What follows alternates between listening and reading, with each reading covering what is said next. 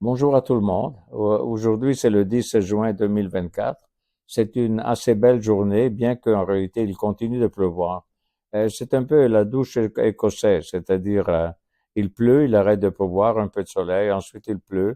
Je pense que c'est une chose assez, je dis pas exceptionnelle, mais enfin, je suis rappelé qu'il a fait ça dans le passé, non, je m'en souviens pas.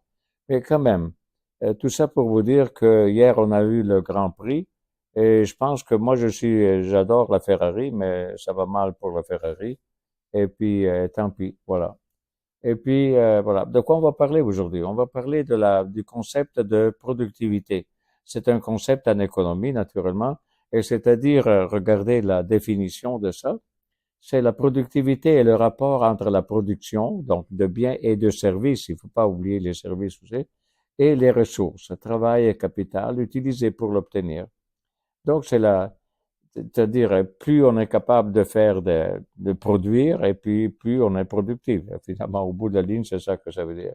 Naturellement, quand on est productif, ça coûte moins cher pour produire, et donc, c'est une activité que toute compagnie cherche de réaliser finalement. Donc, les facteurs de production, présent, c'est important de les définir. Les facteurs de production comprennent le travail, naturellement, le capital technique, c'est-à-dire la machinerie, l'installation. Une machinerie dernier modèle peut probablement être plus efficace qu'un modèle d'il y a peut-être 20 ans. Les consommations intermédiaires, c'est-à-dire comment manipuler les matières premières, comment les recevoir, d'où ça vient, puis tout ça. L'énergie nécessaire pour la manipulation des matières premières. Et finalement, le savoir-faire. Accumuler, il dit c'est marqué accumuler, mais finalement, le savoir-faire, c'est ça qui s'ajoute au fur et à mesure qu'on avance. Donc, celles-ci sont les facteurs de production. Donc, c'est quand même complexe. C'est pas aussi simple que ça de dire, ah ben, il s'agit d'aller un peu plus vite à produire quelque chose. Non, c'est beaucoup plus vaste que ça. Plus loin que ça, comment on mesure la productivité? Eh bien, mesure de la productivité apparente, apparente parce que naturellement, il y a toujours des nuages, comme ça, de détails et tout ça. Donc, productive apparente du travail ou du capital. Donc, la productivité du travail se calcule en divisant la production par le nombre d'heures travaillées, c'est ce qui est logique. Ensuite aussi, la productivité du capital se calcule en divisant la production par la valeur du capital utilisé. Donc, notez bien, c'est pas juste aller plus vite à produire quelque chose, mais c'est aussi la façon avec laquelle le capital est utilisé. On peut gaspiller de l'argent comme on peut être rationnel dans l'utilisation de l'argent pour augmenter la productivité. Donc, c'est tout un art, au fond, au bout de la ligne. Quand on dit productivité, ça a l'air simple, mais c'est vraiment un domaine très complexe. Et puis voilà, quelle est l'importance de la productivité? C'est ça que je vous dis. Donc une économie ou une entreprise peut plus productive, peut produire donc davantage avec les mêmes ressources.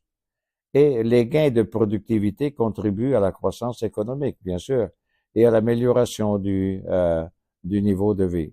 Je peux vous citer un exemple de productivité, un classique finalement.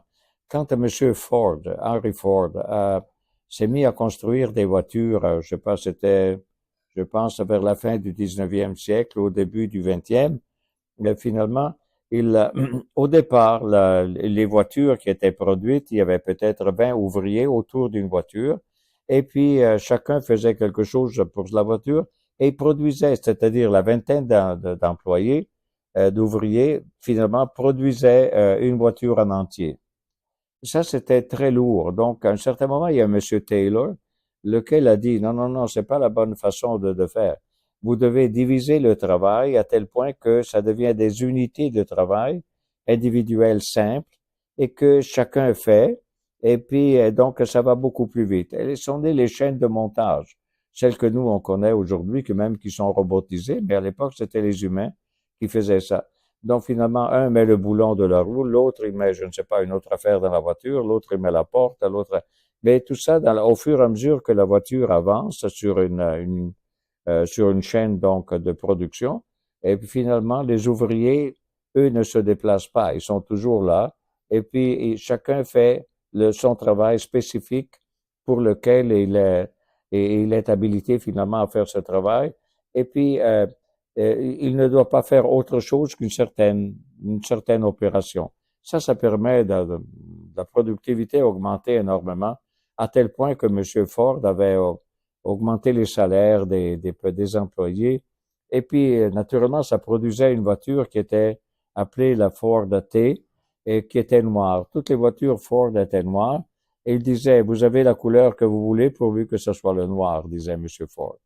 Mais c'était l'innovation, c'était justement la productivité basée sur le morcellement du travail plutôt que de mettre tout le monde comme des artisans à faire une voiture. Donc voilà, facteur qui influence la productivité. Donc facteur interne, la motivation. Bien sûr, si les gens continuent à faire des grèves, c'est parce qu'ils sont pas motivés. Donc il faut les motiver. Anciennement, je pense quand sont arrivés les producteurs de voitures japonaises comme le Toyota, des choses comme ça. Je pense que dans les années où ça fait longtemps, avec la crise du pétrole, mettons dans les années début des années 70. Eh bien, ceux qui étaient avec, mettons, avec le système japonais étaient très motivés parce que ils avaient, comment dire, ils avaient des bénéfices pour la productivité. Tandis que dans les autres compagnies comme, je sais pas, General Motors, ça, ils étaient tout le temps en grève. Finalement, donc la productivité n'était pas forte et donc parce qu'il n'y avait pas la motivation. Ça prend naturellement de la compétence. Il faut savoir faire ce qu'on fait là. Et ensuite, ça prend la santé. Donc, c'est important que comment dire, l'endroit où on travaille, c'est un endroit sain et puis bien finalement. Il y a des facteurs externes comme l'environnement du travail. Oui, c'est-à-dire le climat du genre politique, si vous voulez, social, qui entoure le travail. Naturellement, ça prend des outils qui sont à comment dire, à l'avant-garde ou enfin les meilleurs, les plus productifs. Et naturellement, c'est le gestionnaire. Le problème des gestionnaires est un gros problème. Par exemple, vous pouvez avoir une compagnie, monsieur fonde une compagnie, puis ça fait 40 ans qu'il est là, et puis il a fait grandir la compagnie de zéro, mais en même temps, la compagnie ne grandit pas autant que ça pourrait. Mais lui, parce que c'est le gestionnaire, pas le gestionnaire, mais il est le patron là, depuis 40 ans, puis il accepte pas qu'on change la façon de faire que lui il avait instaurée. Ça, c'est typique. Vous avez des compagnies qui commencent à petites, et puis finalement, s'ils veulent grandir, doivent devenir publics. Public, ça veut dire coté à la bourse. Mais en étant coté à la bourse, eh bien, ça demande une discipline dans le travail que peut-être originairement n'existait pas à l'intérieur de la compagnie. Donc, le management est vraiment un gros, comment dire, article d'exploration pour la productivité. Les stratégies pour améliorer la productivité, donc, c'est la gestion du temps, oui. Les techniques, ici, j'ai cité une technique Pomodoro.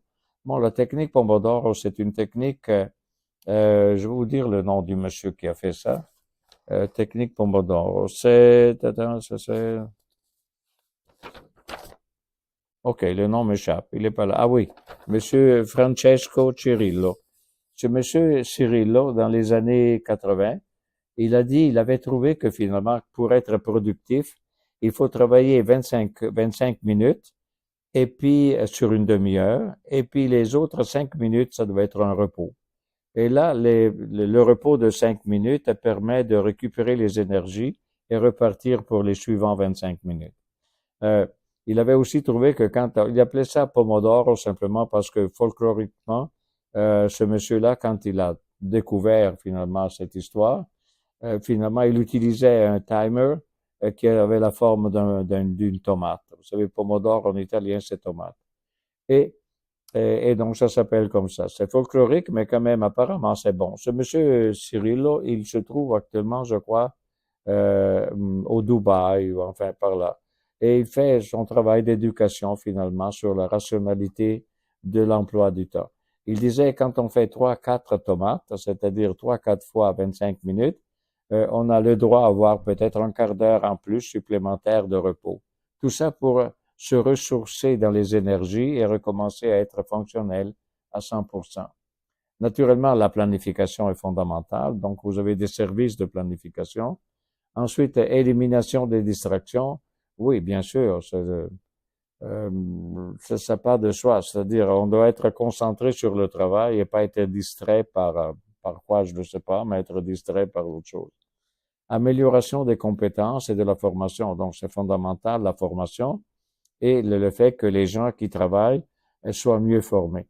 Très souvent dans les entreprises, il y a des, comment dire, des symposiums, enfin il y a des rencontres justement pour améliorer la productivité. La productivité, c'est dans la compétence et dans la formation, c'est un gros domaine aussi. Donc, vous voyez, quand on parle de productivité, ça a l'air très simple, mais en réalité, c'est tout un monde. Euh, les outils et technologies pour améliorer la productivité. Donc, vous avez des applications ici, c'est applications de gestion de tâches. Là, les exemples, c'est Todoist et Trello. Allez voir sur Internet si au cas où ça vous intéresse. Ce sont des méthodes pour améliorer la rationalité du travail, par exemple au bureau. Ensuite, il y a les logiciels de gestion de projets, comme ici j'ai marqué Asana puis Monday.com, mais ce ne sont que des exemples. Allez les voir sur Internet et ça vous donne des idées de quoi il s'agit. Il y a aussi des techniques de productivité numérique, c'est-à-dire les automatismes, les utilisations d'outils collaboratifs. C'est un terme un peu nébuleux et sans aller trop loin là-dedans, mais pour vous dire, il y a toujours des outils et des technologies pour nous aider à être plus productifs. Et voilà, et ça c'est le sujet. Donc finalement, la productivité est ultra importante et toute compagnie est basée sur la productivité.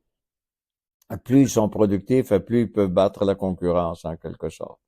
Et voilà, donc c'est tout pour aujourd'hui.